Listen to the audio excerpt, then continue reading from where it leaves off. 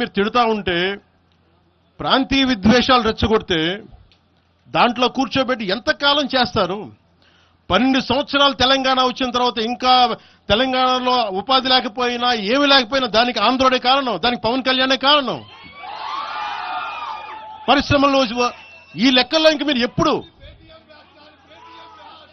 మీరు ఎన్ని చేసినా ప్రతిదానికి ఎక్కడో చోట తెలంగాణ ప్రజలు ఇది గ్రహించాలి.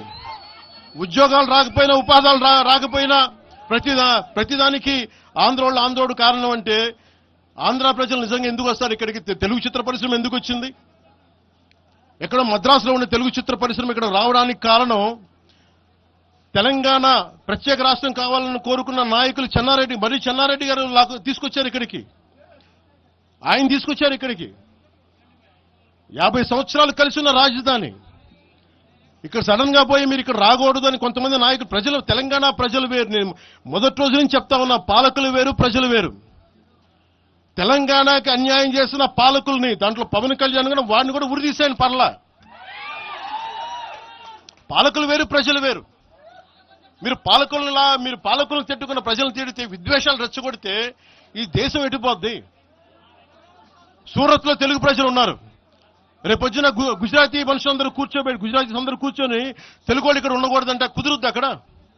నాందేడ్లో ఉన్న తెలుగు వాళ్ళు, షోలాపూర్లో ఉన్న మన తెలంగాణ తెలుగు వాళ్ళు అందరూ కూర్చోబెట్టి మా మహారాష్ట్రీయులు తిరగబెడితే ఏమవుద్ది? దేశం నిలబడద్దా? దేశం ఒకటిగా ఉంటుందా? ఎంతకాలం తిడతారు? ఎంతకాలం?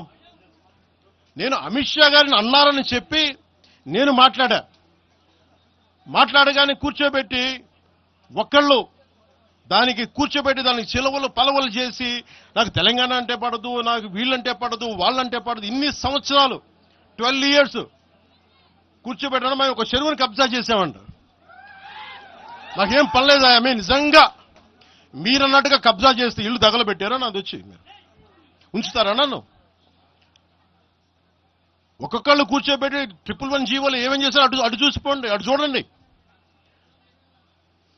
నిజంగా ఈ రోజున తెలంగాణ రాష్ట్ర ముఖ్యమంత్రి గారికి చెప్తున్నా, రేవంత్ రెడ్డి గారికి చెప్తున్నా, ఆయనంటే నాకు ఇష్టం, ఆయనంటే గౌరవం నాకు. కానీ వారికే నేను చెప్తా ఉన్నా, తెలంగాణ ప్రభుత్వానికే చెప్తున్నా, పవన్ కళ్యాణ్ గనుక ఆ చెరువుని ఒక చెరువును ఆక్యుపై చేసుకున్నాడంటే సంతోషంగా చెప్తున్నా, ఈ రోజున తెలంగాణ ప్రభుత్వాన్ని రాసి ఇచ్చేస్తున్నారు. అలాగే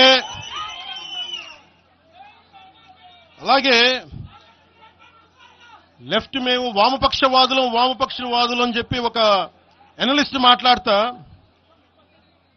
ఇది ఎలా ఉంటుందంటే ప్రపంచ కార్మికులారా ఏకం కండి అని చెప్పే వామపక్ష భావజాలం ఈ రోజున ప్రాంతీయతకు వచ్చింది. ఆ వామపక్ష భావజాలం చెప్పే వ్యక్తి అనలిస్ట్ ప్రకారం ప్రపంచ కార్మికులారా ఏకం కండి చెప్పే వామపక్ష భావజాలం ఈ రోజు ఎక్కడికి వచ్చింది?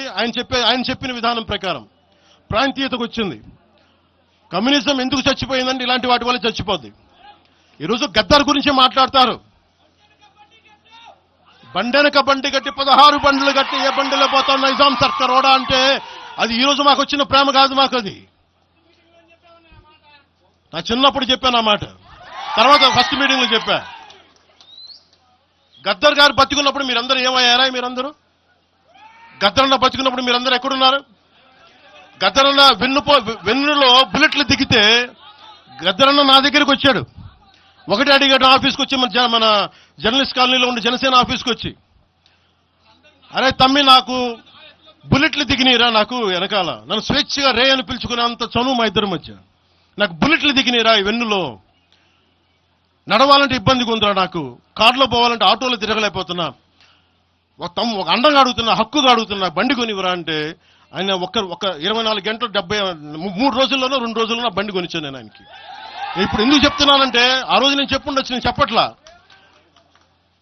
మీకేం తెలుసు గద్దర్ గారి గురించి? మీకేం తెలుసు? మీరేం మాట్లాడతారు గద్దర్ గారి గురించి? బతికున్నప్పుడు ఆయనకి ఏం చేశారు? మీరందరూ బతికున్నప్పుడు మీరేం చేశారు ఆయనకి? మీరు పర్మిషన్ ఇవి కూడా ఇవ్వాలా? మీరు ఒక్కళ్ళు మాట్లాడలా? ఏదైనా అవసరం వస్తే నా కాడకు వచ్చి ఆయన గద్దరన్న ఏంటి ఏమనుకుంటున్నారు మీరు? నేను పాలిటిక్స్ లోకి వచ్చాక తెలుసు అనుకుంటున్నారా గద్దరన్న? మీరందరూ చూసిన ఖుషీ సినిమా చూసిన తర్వాత చిరంజీవి గారు ఫోన్ చేశారు నాకు, అరే గద్దర్ గారు ఫోన్ చేస్తున్నారా నీకోసం ఒకసారి నేను కలవాలంటాను. ఆయన ఒకటే మాట అన్నారు చూసి, అరే మా పోరలు చూపించిన రా బాబు నీ సినిమా పాట, దాంట్లో నువ్వు తాకట్లో భారతదేశం